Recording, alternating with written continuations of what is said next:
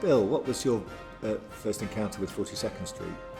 I just left drama school and I saw the production at Drury Lane, and all I can remember is the spectacle of it. It was so huge. It was the first Broadway transfer I'd seen. Yep. I'd seen British musicals at Drury Lane, but it was the first Broadway transfer, and like you, I was blown away by the scale of it, but particularly by the energy of the choreography. I couldn't believe that much dancing could lift an audience, I mean almost to their feet, in the middle of a number.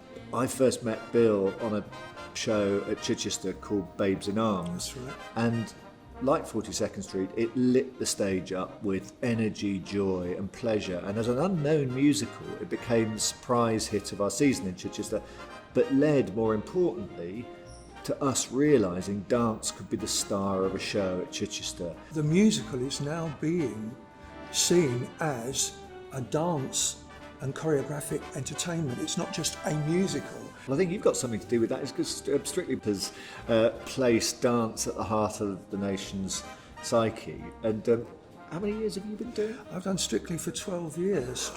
Yeah. There you go, it's all your fault. Yeah. I think like any period piece, you've got to find a clever way of honouring the piece but looking at it through modern eyes.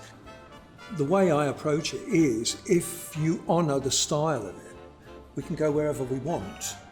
You know, you can't just come up with an idea. You've got to honour the style of the 30s and the 20s and then take it somewhere else.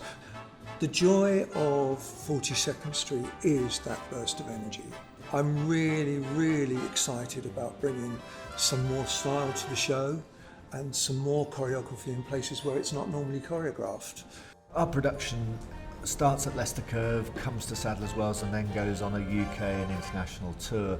And while touring is the most rewarding of things because you take your work to many audiences, it also presents the challenge of how you make it portable. Condensing the storytelling into a slightly smaller ensemble. The pleasure of looking at this with, you know, perhaps 30 people on stage rather than 50 is it's less like opera and crowd management, and it's more like a modern piece of storytelling.